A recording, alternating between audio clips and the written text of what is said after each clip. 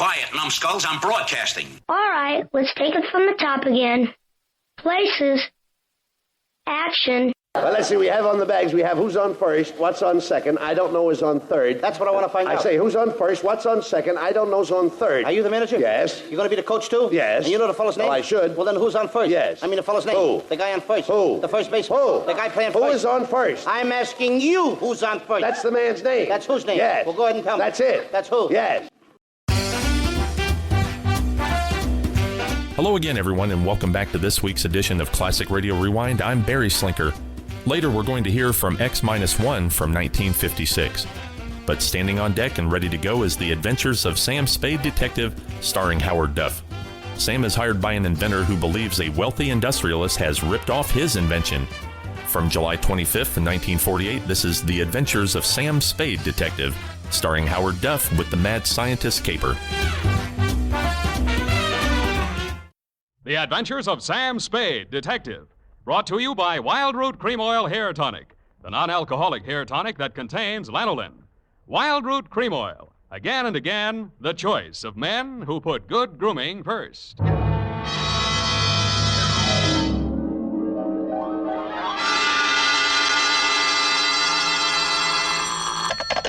Spade Detective Agency. This is Mad Scientific Detective number 137596. Sam, no matter what anyone says, I'll stand by you. You're nothing of the sort. Not scientific? Of course not. You're two-fisted. Well, thanks, Effie. And that ain't all, Effie. I was actually mistaken for a convolutional melancholiac. Oh, Sam, are you all right now? Wrong diagnosis, Angel. It turned out to be melancholia catatonica. Oh, you poor darling. What is that? Well, it's a thing where you lie motionless and silent with fixed eyes and indifference to surroundings. Unquote. Sam, what happened to you? What hospital are you in? Can I bring you anything? No, Effie, I am now at large. Pull down the blinds, check the corridors for men in little white coats, and set a bottle in the window if the coast is clear. Oh. I'll be right down to dictate my report on the mad scientist caper.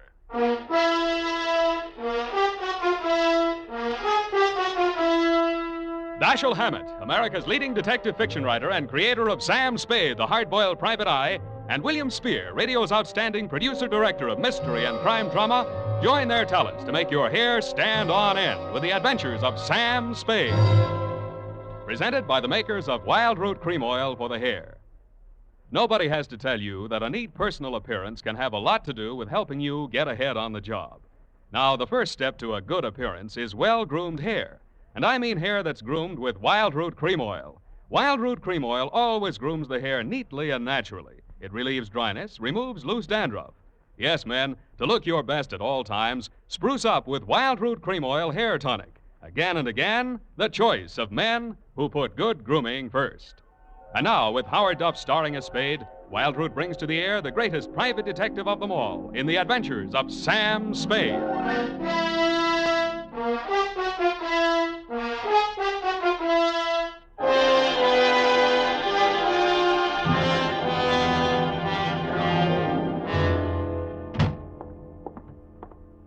Effie! Shh. Come in, Sam. The coast is clear. Where are you? Why is it so dark in here? Well, I had to put the lights out. The blind stuck. I couldn't get it down.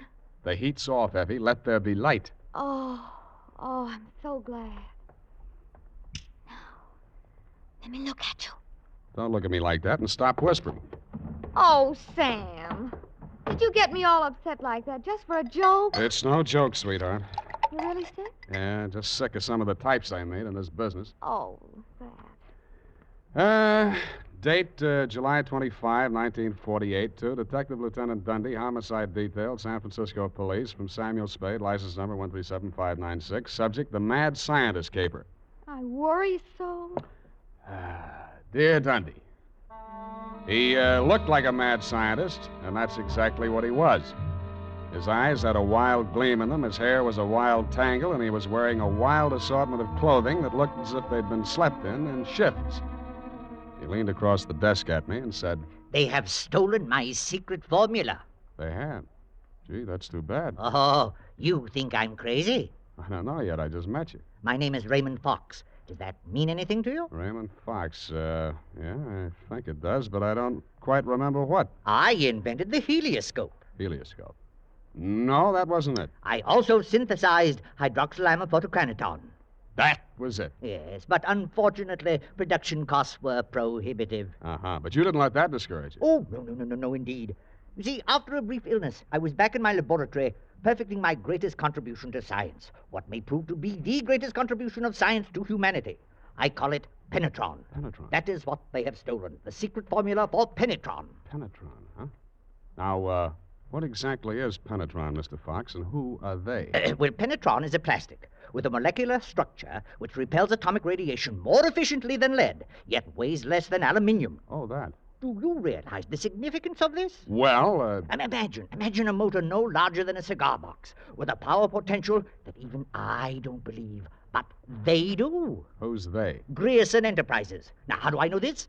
When I applied to the patent office to protect my discovery, I received this letter. Here, go on, read it for yourself. Commissioner of Patents, Washington, D.C. Dear Mr. Fox, your application for patent on formula designated under the trade name penetron is hereby rejected. You see. Both formula and trade name, together with descriptive material identical to yours, have been registered by Mr. Albert Grierson, Grierson Enterprises, San Francisco. Very truly yours, George Sherman, Acting Deputy Assistant Commissioner. There. You see? Yes. You don't need a detective, Mr. Fox. What you need is a good patent lawyer. Lawyer? I have one. A legal ball of fire named Roscoe Manning. You know this scoundrel? Yeah? He's got an okay reputation. And I am paying for it. $3,000 in retainers. And now he tells me he can do nothing. Insufficient evidence, he says. What is this outfit, Grierson Enterprises? Yeah, a snare in a delusion, with rented furniture, unscientific ventilation, and dirty work at the switchboard. Mm-hmm. How did they get hold of your formula? Well, it must have been while I was ill. They came and took it away. Out of your laboratory? Oh, well, what does it matter where? I've got to start someplace. Start with the man. I promise you he's a crook. If he steals from me, he's stolen from others. If we can prove that, then I have a case. Well, I can't promise you anything, Mr. Fox, but I'll see what I can do. Will $100 be enough for your retainer? Too much. 25 now, and the balance if I can do anything for you.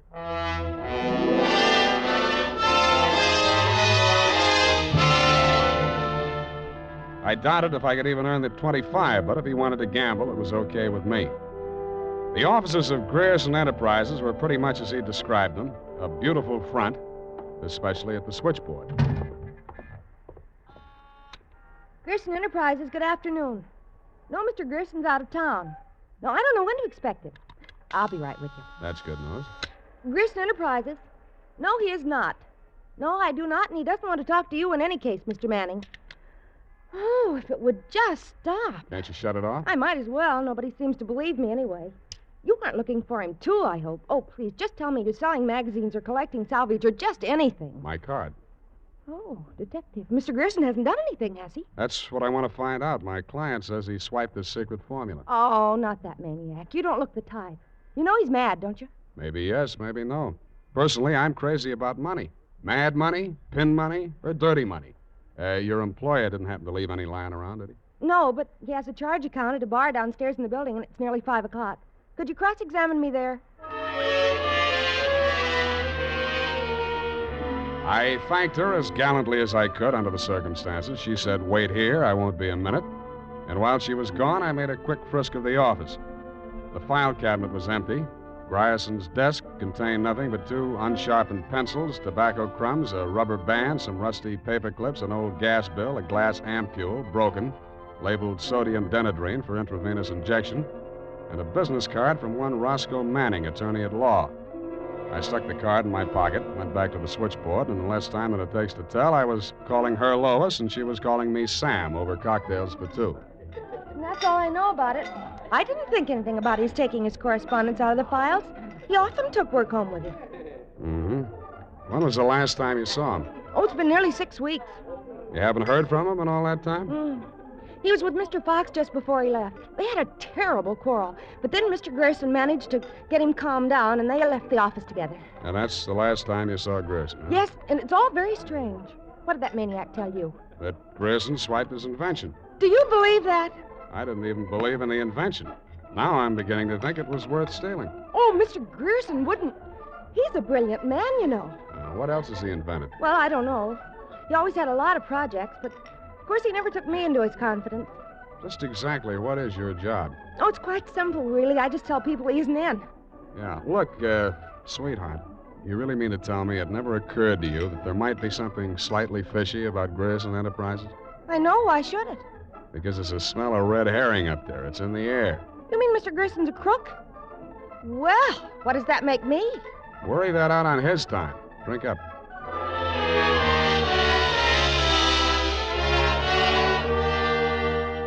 She looked as if she were telling the truth. Though with women, especially blue-eyed women, that doesn't always mean anything.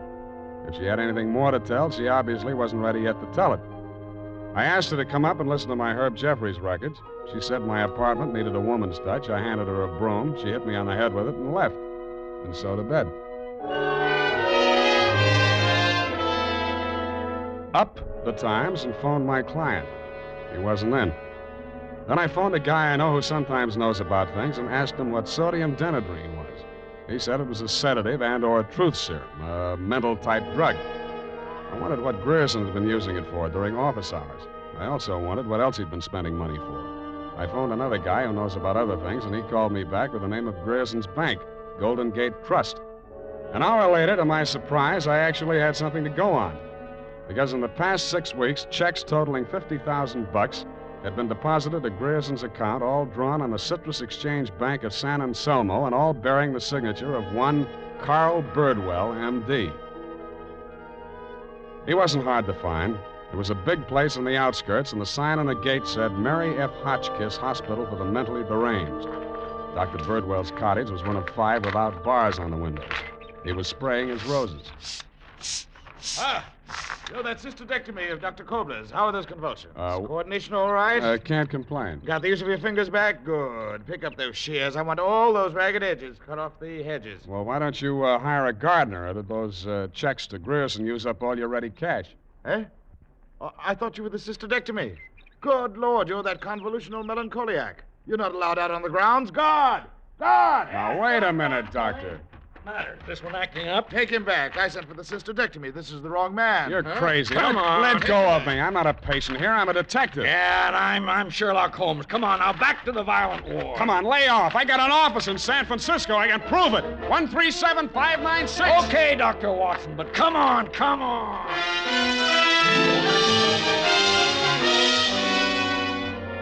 And in more time than it takes to tell, due to the guard's jiu-jitsu, I was disrobed, straitjacketed, and rolled into a wet sheet. A full-fledged inmate of the Mary F. Hotchkiss Hospital for the Mentally Deranged, which is exactly where I belong for having taken Mr. Fox's $25.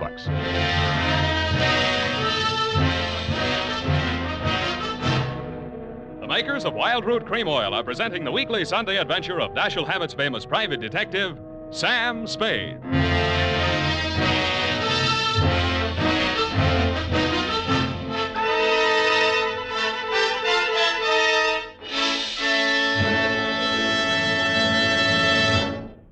If you want the well-groomed look that helps you get ahead, socially and on the job, listen. Recently, thousands of people from coast to coast who bought Wild Root Cream Oil for the first time were asked, how does Wild Root Cream Oil compare with the hair tonic you previously used? Better than 4 out of 5 who replied said they preferred Wild Root Cream Oil. And no wonder. Wild Root Cream Oil grooms the hair neatly and naturally, relieves annoying dryness, and removes loose dandruff. What's more, non-alcoholic Wild Root Cream Oil is the only leading hair tonic that contains soothing lanolin. So ask for Wild Root Cream Oil Hair Tonic. Again and again, the choice of men who put good grooming first. By the way, smart girls use Wild Root Cream Oil, too. And mothers say it's grand for training children's hair.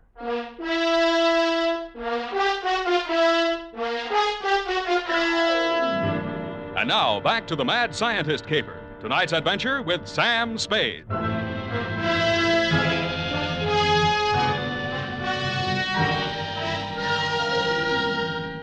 I have been shot, stabbed, slashed, pistol whipped, and sapped into unconsciousness.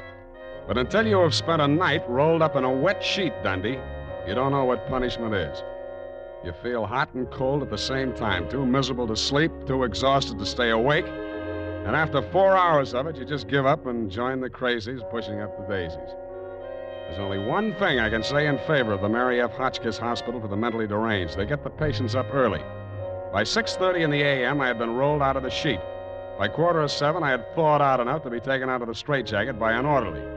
I was glad to be out of it because it was very heavy, and that gave me an idea. I picked it up and swung it. In less time than it takes to tell, I was in the orderly's uniform, out of the violent wing, and shuffling up the walk through Dr. Birdwell's rose garden and through his cottage door. Good morning, Dr. Birdwell. Good Lord, who let you in here? What do you want? I was trying to tell you yesterday when I was so rudely interrupted. Eh? Oh, yes, the detective. Did you say Grierson sent you? I didn't say that. I'm afraid you'll have to be absolutely specific or I can't help you. All right. My client is an inventor who claims that Mr. Grierson stole a formula from him, got a patent on it, and stands to profit to the tune of about $1 million. The last two items check. I don't know whether Grierson's a crook or not. He's into you for $50,000, so you might know. This inventor. Pale eyes, contracted pupils, big mop of hair. That's a fair description. Fox. Raymond Fox. He's a patient, escaped from this hospital. That man, Mr. Spade, is a homicidal maniac. If you'll jog your memory, you may recall the case. Sacramento, 1935. Wait a minute. Chemistry professor, lab explosion? That's the case. Two of his colleagues, whom he irrationally suspected of stealing the formula for the explosive he used to blow them up. You sure they didn't? The man was adjudged hopelessly insane. He must be returned to us. He may murder Grierson, he may murder you, but he will commit a murder if he remains at large. Perhaps more than one murder. You must help us, Spade. Like you, Doctor, I can't help unless you're absolutely specific about a couple of things. Your connection with Grierson, for instance. I invested in Grierson's firm. Uh-huh. How did Fox meet Grierson? He was allowed a certain degree of freedom here during his rational periods. I'd guess that he went through my papers or overheard one of my conversations with Mr. Grierson. Mm-hmm. Did you know he retained a lawyer? Manning, smart patent lawyer. You must think Fox has a case. Oh, surely not. Grierson thinks so, too. You've talked to Grierson? No, but I've examined his bank statements. The bank allowed that? I told him I was Grierson's attorney. The point is, Grierson is broke. Why? Because he's paid out every penny you gave him to the order of Roscoe Manning, attorney at law. And you know what I think, Doctor? Yes? I think Raymond Fox is crazy like a fox. And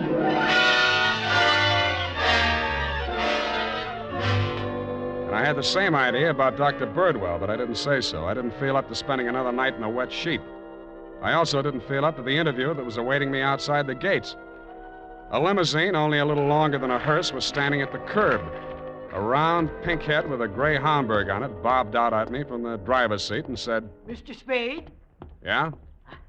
Roscoe Manning. How'd you do? About $49,975 less than you've done in the caper so far. The law is a lucrative profession, my boy. Get in. I'll drive you back to town. No charge? I'll even give you some free advice, sans retainer. Well, sir, you are an elusive chap. I've had the devil's own time catching up with you. How did you? I won't ask why. I am not without resources. Now, as to our mutual client, Mr. Fox, obviously you've learned a good deal about him. Dr. Birdwell says he's cuckoo, and it's only a toss-up which one of us he's going to blow up first. Just about what you'd expect from a medical man. If you'd listened to as much conflicting medical testimony in court as I have, you'd take them all with a grain of salt. Or should I say soda mint? Or sodium denadrine? That's a mysterious remark. I was just trying it on for size. It didn't fit. Mm-hmm.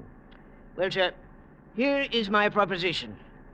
As to Fox's sanity, it's of no importance. He has money, and I think he has a case. We can always get a doctor to say he's back in his right mind. Where do I fit into your scheme? You just keep looking for Grierson. And watch that secretary of his. I don't trust her. Anything else? Oh, I almost forgot. Here's $500, and here's your ticket to Chicago. I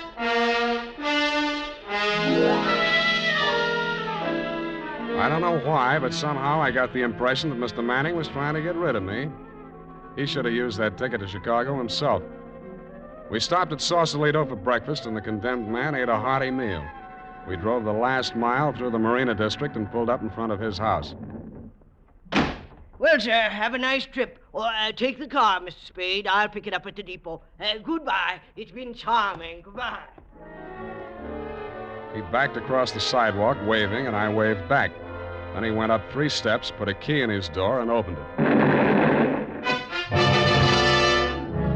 It didn't do much damage to the house, but all the king's horses and all the king's men couldn't put Roscoe Manning back together again. I got out of the car and just made it up the steps when it happened again. I hated the look, but I did. Where the limousine had been parked with me in it was a smoking heap of scrap metal. I then headed for the nearest phone booth and, pausing only to inspect it for mines and booby traps, dialed the number of Grierson Enterprises. Grierson Enterprises. Lois, Sam Spade. Sam, darling, thank you for the present. What present? I haven't had a chance to open it yet, but I think I can guess what it is. A traveling clock. You mean a package arrived and it ticks? Oh, darling, don't be such a tease. Now, Lois, listen. Oh, all right, I'll open it now. Throw it out the window. No, don't do that. Pedestrians, innocent bystanders. Have you got a metal wastebasket there? I think so, yes. Well, fill it up with water and throw the package into it. And ruin my lovely clock? It is not a lovely clock. It's a lovely booby trap. Oh, go on. I'm serious. Manning just got one of them, and what's left of him is on the way to the morgue. Oh, I think I'm going to faint. Lois! Lois! Wake up! Pour some water on yourself. Hello, hello!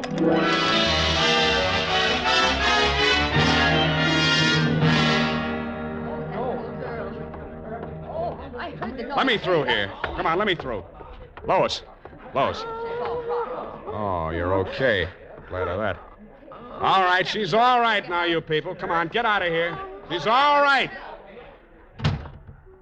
Come on, get up. You're not hurt. What happened? It exploded in the water. At least you had sense enough to do what I told you to. Oh, this was a new dress. Now look at it. It looks fine. Here.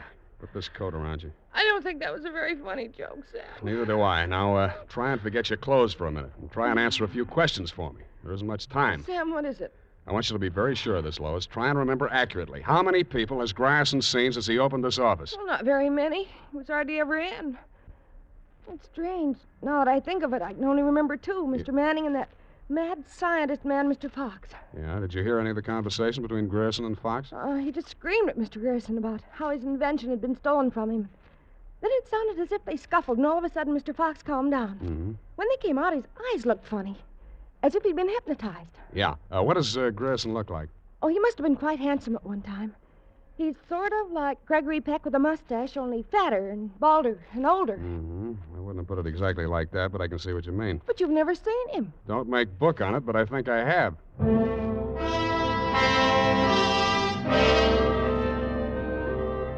I made 3 phone calls. One to a crime reporter I don't like very well, giving him a false story on the death of Lois, Grierson's secretary. Another to my client, the mad scientist, alias Raymond Fox. And one to Dr. Birdwell. Then I went to my apartment and waited.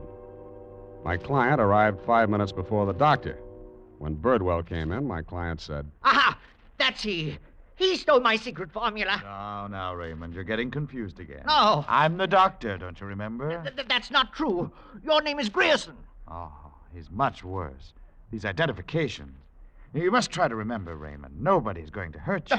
But you'll be much sicker if you don't remember. But I do remember. I remember everything. Do you remember setting the bombs at Manning's house and the one you sent to Mr. Grierson's office? No. Grierson isn't dead. You're Grierson. No, Grierson isn't dead. Only that poor girl. No. She didn't steal my formula. It was you. Oh, you're trying to mix me up. I'm trying to help you. Now, roll up your sleeve. I'll give you something to quiet your nerves, and we'll go back to the hospital. Put it away, Doctor. You've helped them enough. Huh? Now, look here. This man is my patient. He needs medical attention. I won't argue with you, but I think he'd better get it from some other doctor. Right now, he's making more sense than you are. Just keep on the way you're going, Spade, and I'll have you back in that wet sheet. I did it once, and I can do it again. Sit down. You got delusions of grandeur. Stop shaking, Raymond. I said you're making more sense than he is, and I can prove it. You think you're very astute, don't you? No, I'm stupid, but I'm lucky. I should have tumbled to the whole caper when I found that you'd invested 50,000 smackers in Grierson Enterprises. When I found out that Raymond was an escaped patient, I should have tumbled to what that Denadrine vial was doing in Grierson's desk. I should have known then that you and Grierson were one and the same person. I told you. When I discovered that you'd paid Manning all that shakedown money, I should have known you were planning to knock him off and everybody else who could identify you. But it didn't work out that way. I got out of the car before it blew up. Dumb luck. And you can identify me as Grierson? I don't have to. Come. Surely you're not counting on Raymond's sanity to that extent. He can't even remember that I was his doctor. Can you, Raymond? You're trying to mix me up. You stole my formula. I didn't kill them, did I, Mr. Spade? Now lie down on the couch and relax, Raymond. Don't worry about a thing. Well, Doctor, what now? You relax, too. Okay, Lois, come on in. What? Lois! Why, Mr. Grierson, have you been sick? How dare you? How dare you ruin all my plans like this? You stupid girl! Okay, that's enough. Come on, get back there. Get back. Sorry, sweetheart. I didn't mean to let him get that close to you. What were you trying to do? It was an experiment, just to see what would happen. It did. So that's the way you scientific detectives work. For a hard-boiled chap, you have the vaguest way of doing things I ever heard of. Well, plans are all right sometimes, Doctor, and sometimes just stirring things up is all right if you're tough enough to survive and keep your eyes open so you see what you want when it comes to the top or something. Spade, Dundee. I'm at home. I've got 2 homicidal characters here, one sane and one insane. Now, if you can tell the difference, I'll let you give the story to the papers.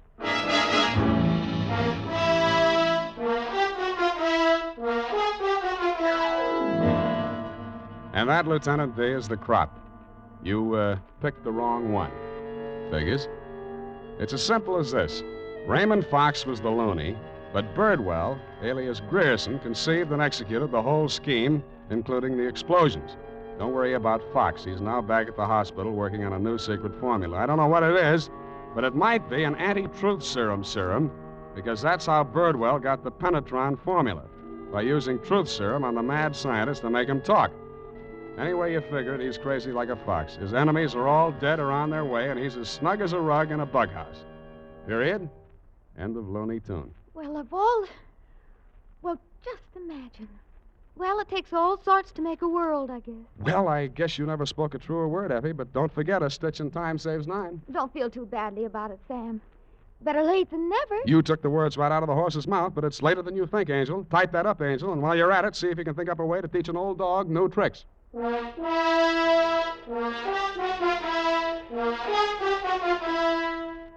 Say, mister, if you haven't tried Wild Root Cream Oil Hair Tonic, why not get it tonight or first thing tomorrow? You'll be glad you did, for Wild Root Cream Oil grooms your hair neatly and naturally without giving it that plastered-down look.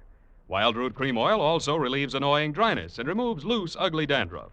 Simply step up to your drug or toilet goods counter and ask for Wild Root Cream Oil in the big economy bottle and the handy new tube that's easy to pack when you travel. Also, ask your barber for a professional application of Wild Root Cream Oil Hair Tonic. Again and again, the choice of men who put good grooming first. Well,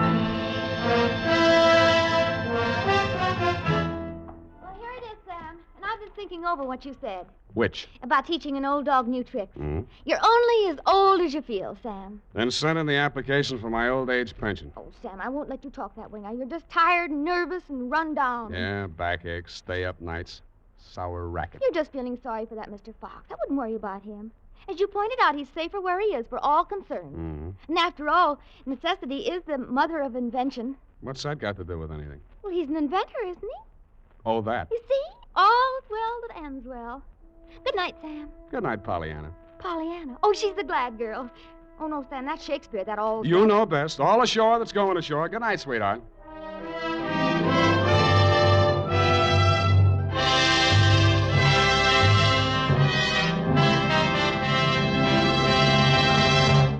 The Adventures of Sam Spade, Dashiell Hammett's famous private detective, are produced and directed by William Spear.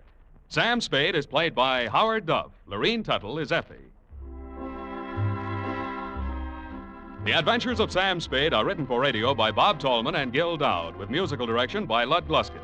Gil Dowd directed tonight's broadcast in William Spear's absence. Join us again next Sunday for another adventure with Sam Spade. Brought to you by Wild Root Cream Oil, again and again, the choice of men who put good grooming first.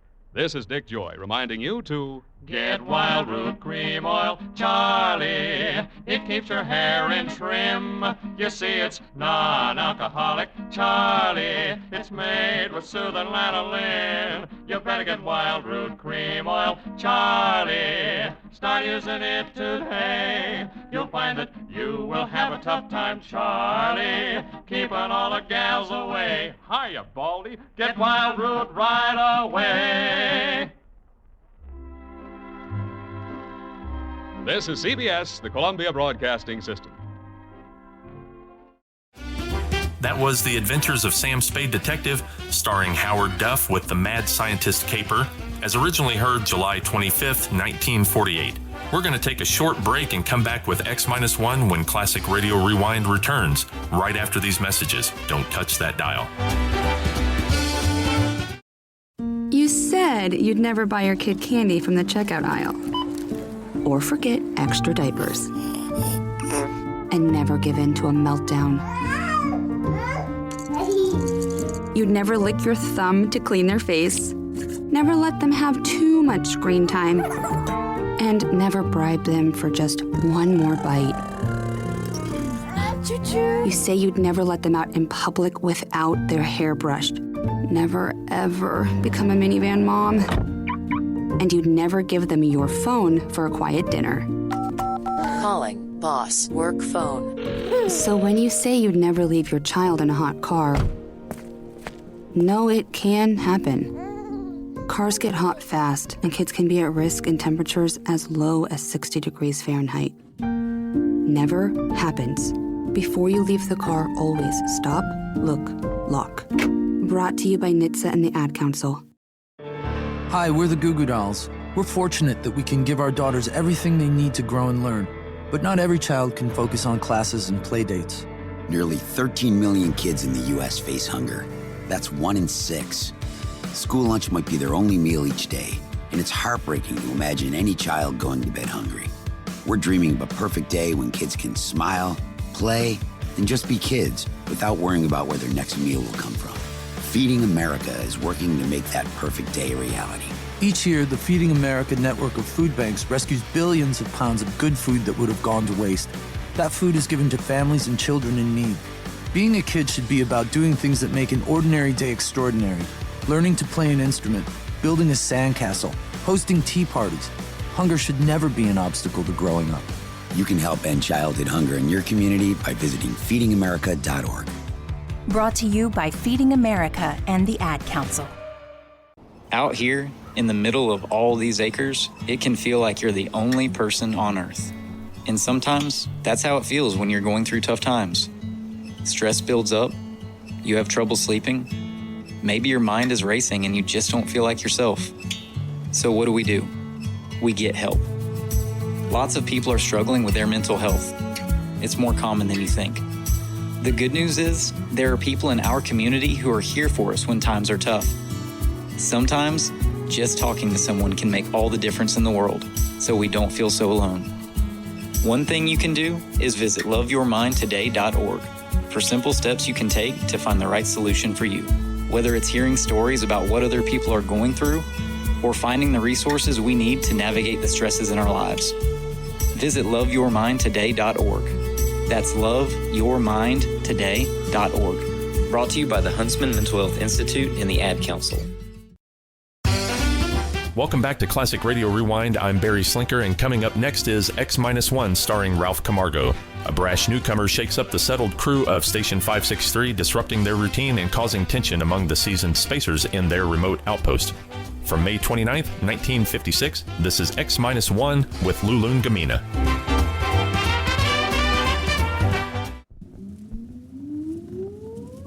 Countdown for blast off.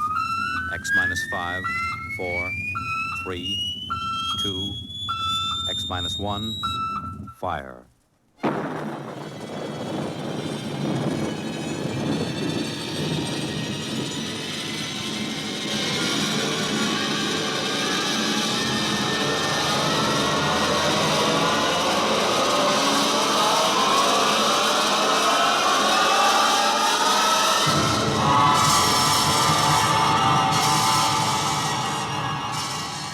From the far horizons of the unknown come transcribed tales of new dimensions in time and space. These are stories of the future, adventures in which you'll live in 1,000,000 could-be years on 1,000 maybe worlds. The National Broadcasting Company, in cooperation with Galaxy Science Fiction Magazine, presents X minus 1.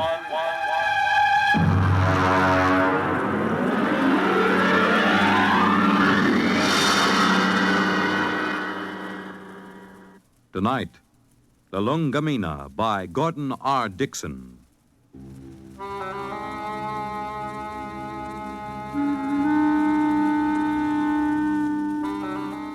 Blame Clay Harbank, if you like, for what happened at Station 563. Or blame Bill Peterborough, the one we called the Kid.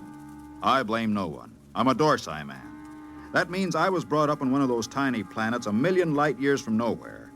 Being a Dorsai man is quite a responsibility. We are a very polite people. We have to be. Because when we get angry, we fight to the death.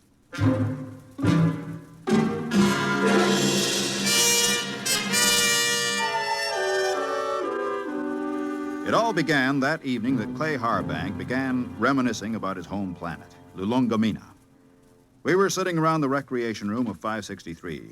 There was a card game going on in one corner. Lulungameena. The very name sounds like music, doesn't it, Mort? You know me, Clay. I'm a Dorsai man. I've been in the Dorsai planets. I've seen them all knocking around this universe for 35 years. But when it comes to sheer beauty, Lulungameena. How long since you've been home, Clay? Home? 20 years, Mort. 20 stinking, miserable years. Well, that'll be over soon. Another 10 days. You gonna miss old 563? Miss this godforsaken little asteroid? Not for a minute. We'll miss your ugly face around here. At least I will. I'm gonna miss your gloomy Dorsai puss, too. Mort, why don't you get out of it? You've had more years in space service than any of us. You've probably got enough credits to get out, too. Me? I wouldn't know what to do with myself. Couldn't you go home? You should know better than that. The Denebrian trouble? The Denebrian trouble? You could go to Earth. What for? Ever been there? Never once. And I've never wanted to. I've seen too many Earthmen. Like the Kid over there. He's green in service. He's full of greed and stupid hate like the rest of them. No, that's not for me. Looks as if the game's breaking up. Here he comes. Well, if it isn't the big gambler from the windy planet. What's its name? Lulungameena. Yeah. How's the piggy bank coming, Dad? The piggy's a gentleman, Kid. He never overeats, so he won't ever get indigestion. Sour grapes. You see this wad of credits? 500. How long you have to work for 500 credits, Dad? How many trips you have to make around this asteroid? How much closer to fall in your grave you have to come? You look as if you made a killing. I always make a killing. I'm a natural-born gambler. And I don't just talk about it like some. I think I'll go out and take a turn around the station, Mort. Fine, I'll go with you. It's, stuffy in here. Don't bother. I'd rather be alone. Big shot. Knocked around the planets for 35 years. Used to have a reputation as the hottest gambler in the systems. Comes from the most beautiful planet in the universe. Bull. Why don't you lay off him? Kid, let me give you a piece of sound advice. Go ahead. Lay off Clay Harbank. He's been around the systems a lot longer than you have. He may not be any chicken, but he's a tough baby when the situation calls for it. You trying to scare me, Mort? I thought you Dorsai guys were smarter than that. I'm beginning... No, look, kid. No, look. No offense, Morty. I mean, I wasn't trying to insult the Dorsai people or anything. I gotta go do a flight check. I'll see you.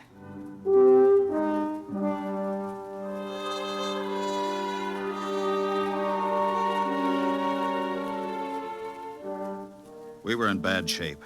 The 20 of us at Frontier Station 563 on the very edge of the human area had gone sour. Half the men had applications for transfer in already. But I told the Kid about Clay being tough. Well, that was a bluff to keep him off.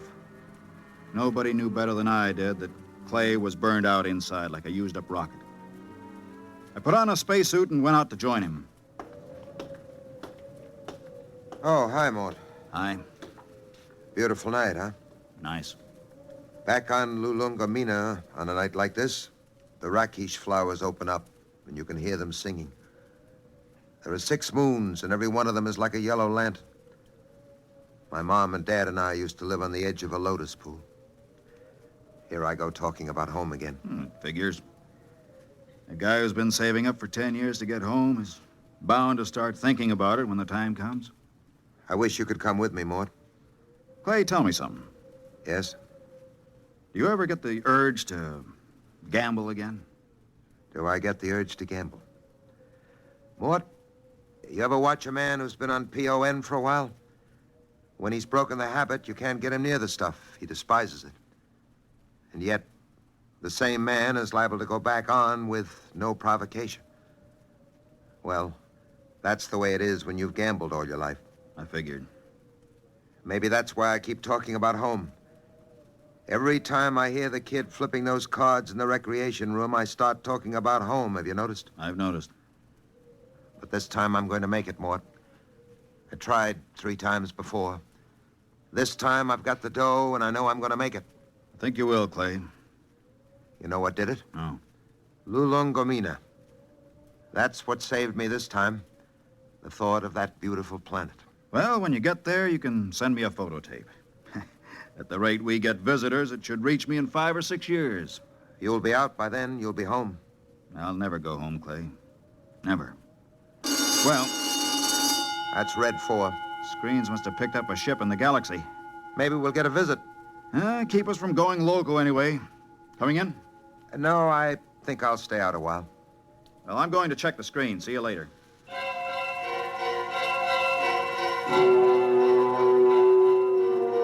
Red 4 meant simply that a ship was entering the galaxy. The chances of it touching down on 563 were pretty remote, unless it happened to need a clearance for Earth or Mars. The screen was black by the time I got there, but the kid was filing a report. Oh, hiya, Mort. Hey, what's a Hixabrod like? Why? We're having one for a visitor. You don't say. I just came in over the receiver. What'll he be like? A Hixabrod? Stiff as a poker, proud as Lucifer, honest as sunlight, and tied as a camel on his way through the eye of a needle. What do they look like? Oh, they're kind of humanoid, but they have a deadpan face that never changes, like a mask. Well, they're a little scary, I hear. That's a green skin and the scales. Also, they run about 8 feet tall. I wouldn't tangle with one if I were you. Back on Denebria once, I saw a Hixabrod rip a man to ribbons with its claws. Why? The man made the mistake of insulting Hixa. That's one of the twin planets they come from. Pretty touchy, aren't they? Not really. They're a very level-headed race. You know the Hixabrod reputation, don't you? No, you didn't hear much about them on Earth. Well, they're the first and only mercenary political arbitrators in the known universe. A Hixabrod can be hired, but he's absolutely incapable of being influenced or bribed.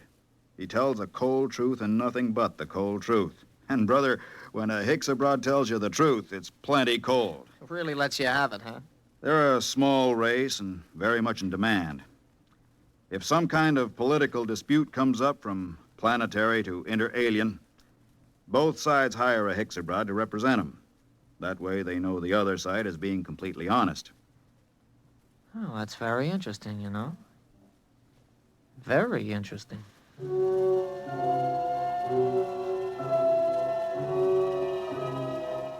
I could tell there was something on the kid's mind, but of course I didn't know what it was. Most of the talk in the recreation room that night centered around the arrival of the Hixabrod. Landing beacons were turned on, and we waited for another radio communication. Hey, anybody want to sit in on this next hand? What? No, thanks. Well, I know better than to ask the galaxy's foremost gambler here. That's right, kid. Well, maybe when this Hixabrod gets here, we'll be able to work up a decent game. Do Hixabrods gamble? No, kid, they don't gamble. That's too bad. Well, we can always sit and listen to you lying about what a beautiful place Lulungameena is. Kid, you just went too far. Yeah, you're going to do something about it? That's right. I'm going to punch your little nose. Break it up! Break it up! Clay, you all right? Yeah, I'm okay. Well, you better get to the infirmary. Have your mouth taken care of. Kid, you get to your quarters. Since when are you giving orders? I'm telling you to get to your quarters. You better do what he says, kid. He's a Dorsai man. That's all I've been hearing since I got here. What big gamblers come from Lulungameena and how Dorsai men are killers. So far, I've seen nothing, but I heard a lot of talk. You're gonna get to your quarters? I'll give you 5 seconds to start moving. You better go ahead, kid. Okay, Mort. I'm letting you bluff me out of the game this time. Just remember, there's gonna be other games. Next time, I won't be bluffed.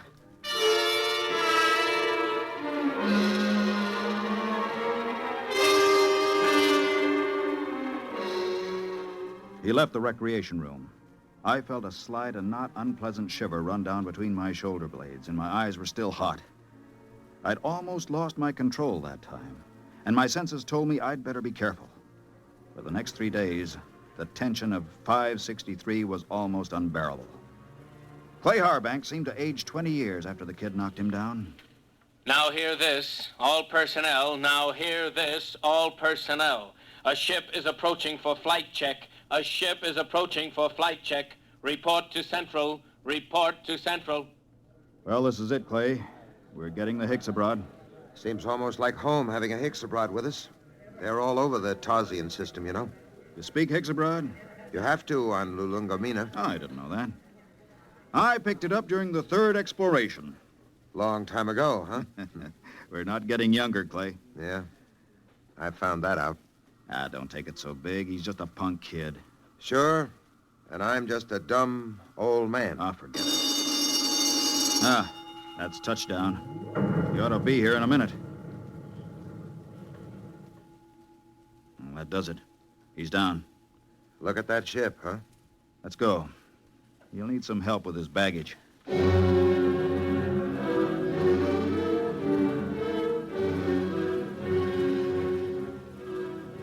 The ship was a silvery one-man job, the kind that have taken the Hicks abroad all over the universe. The cabin door slid back, and the Hicksa stepped out.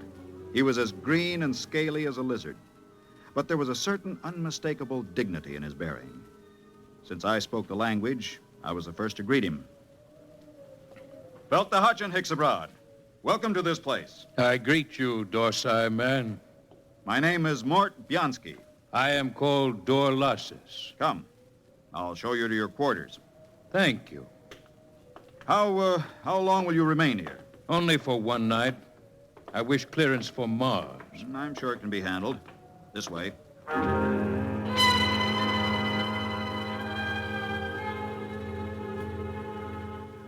I wondered how he knew I was a Dorsai man.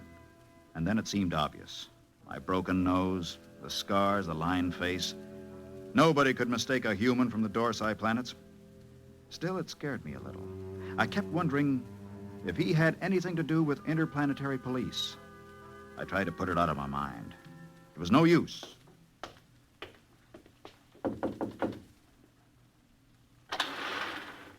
Mind if I come in, Clay? Sit down. Have a smoke. Thanks. Where's the Hicks abroad? In his room, getting cleaned up for dinner. Strange guys, aren't they? Well, there's something even stranger going on.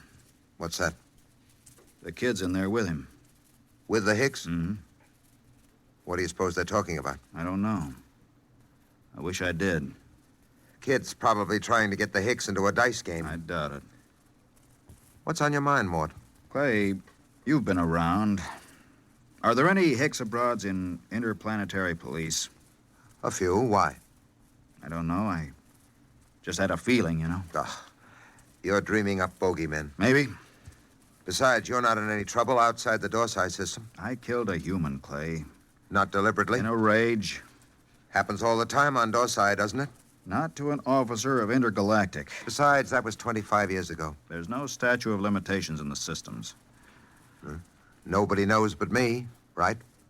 You don't have to be clairvoyant to wonder why a man hasn't been back to his home planet for 25 years. You, think the kid... I don't know. He's got no love for me. Still, he doesn't know anything. How would he know this Hicksabod is an agent, if he is? Couldn't say. Where are you going? Well, I think I'll take a look at that message the kid filed. The one we got when we first picked up the Hicksabod on the screens. Let me know what you find, if anything.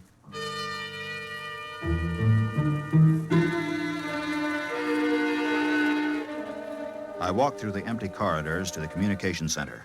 I went directly to the files where incoming messages are kept and flicked the tab until I got to Notices of Arrivals.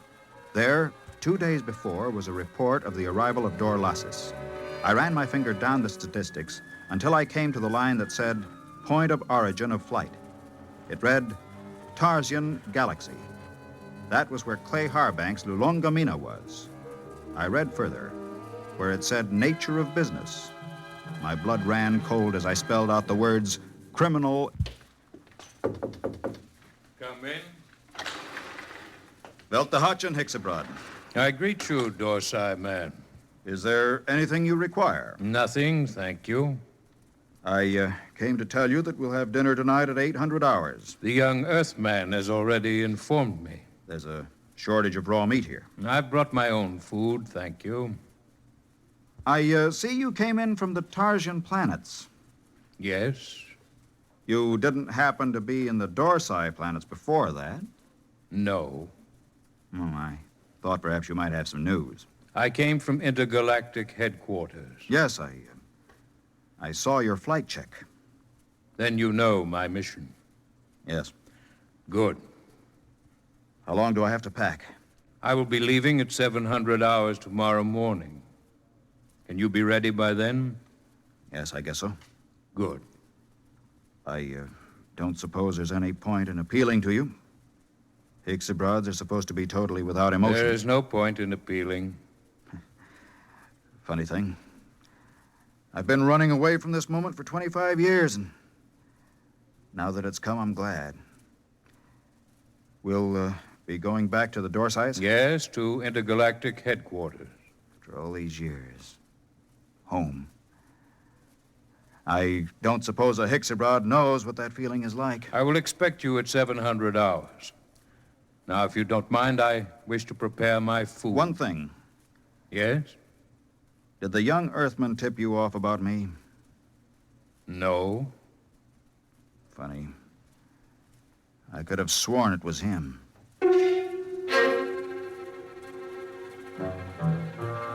That was that. When a Hicksabod tells you no, you can bet your life he isn't lying. I began to wonder how they located me. I began to wonder what he and the kid had talked about. I began to wonder a lot of things. Well? He's an agent for Intergalactic. Well, that doesn't prove he's after you? He is. How do you know? I just talked to him. Lord in heaven. It isn't so bad, really. Just think, I'll be going home. I'm going to kill that kid. Clay. I'm going to kill him. Clay, listen to me. The kid didn't turn me in. You said... I said he was talking to the Hicks. I just asked him. And the Hicks told me it wasn't the kid. They don't lie. So don't go blowing off. It's going to be hard. 10 days. Doesn't have to be 10 days. What do you mean? How many credits do you need to buy your way out? Another 500. Next payday. Don't wait. Don't wait. I have over 900 credits. I'll turn them over to you. Mort. Listen, I don't need them. Well, you can pay off tomorrow and fly as far as the Tarsian chain with me and the Hicks. It's a very nice thing, Mort. Will you do it? I'll think about it. Let you know after dinner.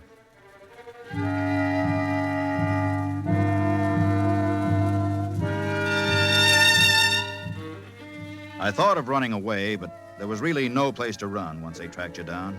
And the Hicksabrods were utterly relentless once they'd agreed to bring a man in. Since they had no feelings, they made no judgments. They were absolutely certain that a man would get a fair trial. I packed my stuff and went in to dinner. The Hicksabrod was at the head of the table eating his raw chinsu meat. Pass the gravy, please. Dorlasis. Yes? They tell me that the Hicksabrod home planet is a very beautiful place.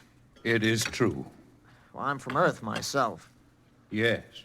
I'm curious to know what this beautiful planet of yours looks like. The kid's pretty talkative tonight. What's cooking? I don't know, but I don't trust it. The flora and fauna are maintained in excellent natural balance. No local surplus has exceeded 1% of the normal population for the last 60,000 years. Life on Hixa is predictable. The weather is controlled within the greatest limits of feasibility. The symmetry of the landscape is without parallel in the universe. A very pretty picture. Very attractive home world. But I regret to inform you, Dorlassis, that I've been given to understand that it pales into insignificance when compared with another beauty spot in our universe. Your Earth? I wish I could say yes. No. This place is so wonderful, I doubt if an Earthman like me could get in. In fact, I've never seen it. But I've been hearing about it for some months now. And either it's the most wonderful place in the universe, or the man who's been telling me about it is a rotten liar. Get your gun, kid.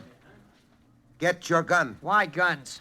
You call me a liar. Why use guns when it's possible to prove the thing one way or another with complete certainty? For months now, you've been telling me two things. One, that you used to be a gambler. Two, your precious Lulungameena is the most wonderful place in the universe. The question is either statement true? They're both true. You'll back them up? With my life. I'm not asking you to back them with your life. Just back them with that nice little hoard you've been accumulating all these years. Clay, don't. Well, you said you were a gambler. Bet with me and prove it. Suppose I do. How do we prove my statement about Lulungameena? It's easy.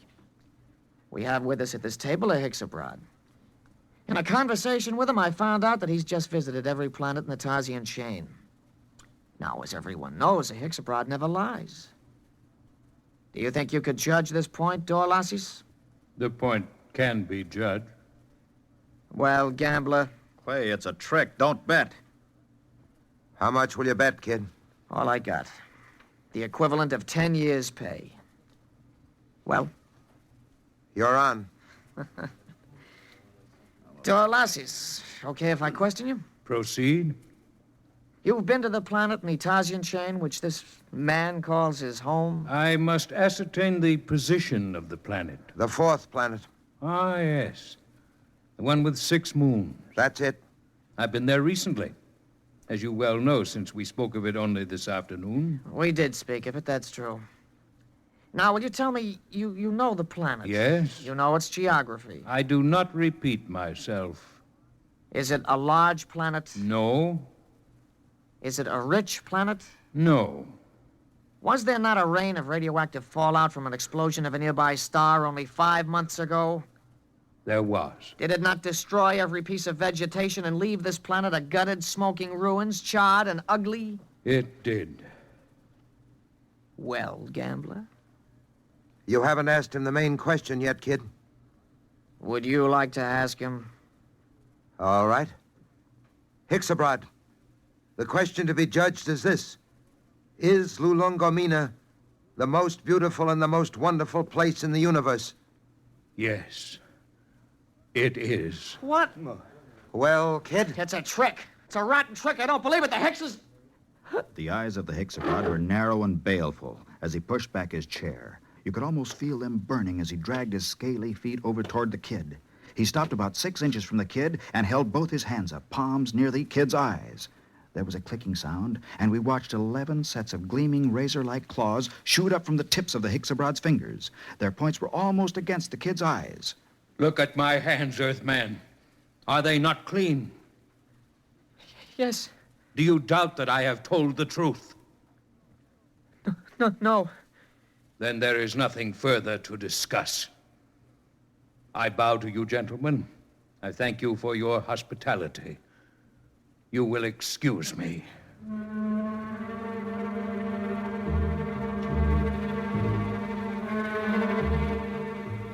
We stood around and watched that proud, frightening figure drag itself out of the room. The kid was trembling like a leaf as he drew a bank draft for 10 years' pay and handed it to Clay Harbank.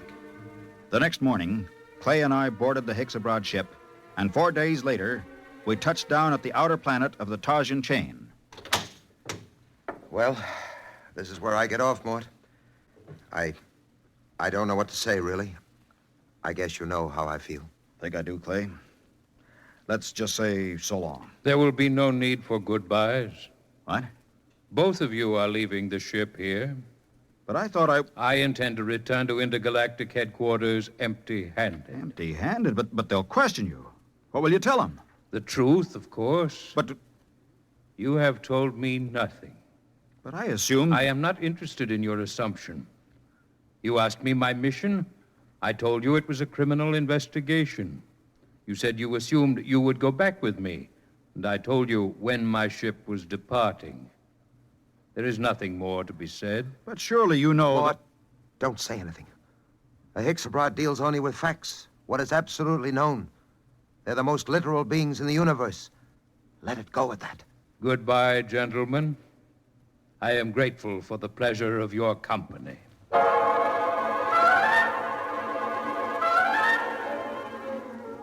5 minutes later, Clay Harbank and I shook hands at the exit of the spaceport on Tarsus 10.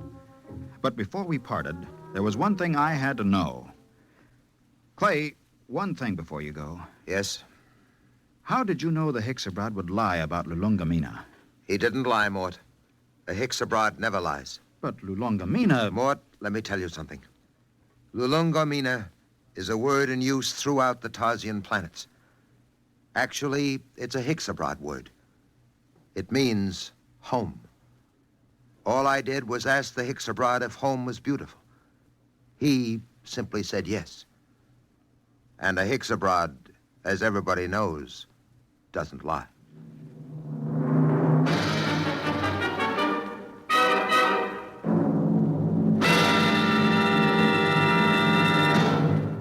You have just heard X-1, presented by the National Broadcasting Company in cooperation with Galaxy Science Fiction Magazine, which this month features the Finn O'Donovan novelette Bad Medicine, the story of a robot therapist that never failed to effect a cure, even if it had to convert itself into a typhoid Mary to do so.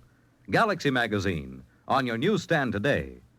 Tonight, by transcription, X-1 has brought you Lulungameena, a story from the pages of Galaxy written by Gordon R. Dixon and adapted for radio by George Lefferts. Featured in the cast were Ralph Camargo, Ned Weaver, Jack Grimes, Bob Hastings, and Kermit Murdoch. Your announcer, Fred Collins. X-1 was directed by Daniel Sutter and is an NBC Radio Network production.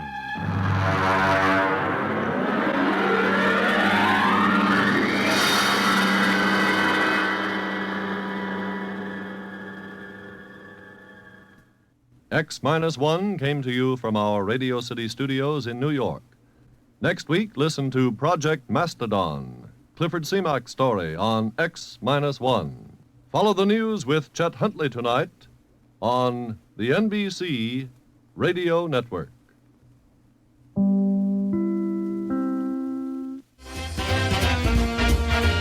That was X-1 with the episode titled Lulungameena, as originally heard May 29th, 1956. A programming reminder that coming up later this month, Memorial Day weekend, Old Time Radio USA is bringing you the unforgettable Box 13 Marathon. Every single episode of the legendary detective series in chronological order, starring the one and only Alan Ladd. This begins Sunday, May 25th, beginning at 6 a.m. Eastern Time. And on Memorial Day itself, join us for our Remember and Honor special, paying tribute to those who made the ultimate sacrifice for our country. Through classic wartime broadcasts and heartfelt stories, we reflect on the legacy of our heroes. This all begins May 25th, only on Old Time Radio USA. Mark your calendars because you won't want to miss both exciting specials. Next week on Classic Radio Rewind, we're going to hear from The Lineup and I Was a Communist for the FBI. So make sure you hit that subscribe button wherever you listen to this podcast to make sure you get notified of the latest episodes. Don't forget our 4 live streaming old-time radio stations streaming live right now on our WOTR Radio Network website.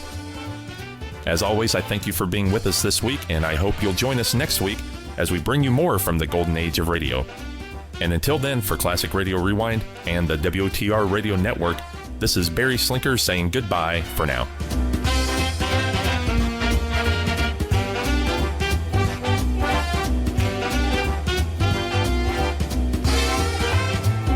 Classic Radio Rewind is a production of the WOTR Radio Network. For more Classic Radio Rewind and to listen to any of the WOTR Radio Network stations, go to www.wotrradionetwork.com.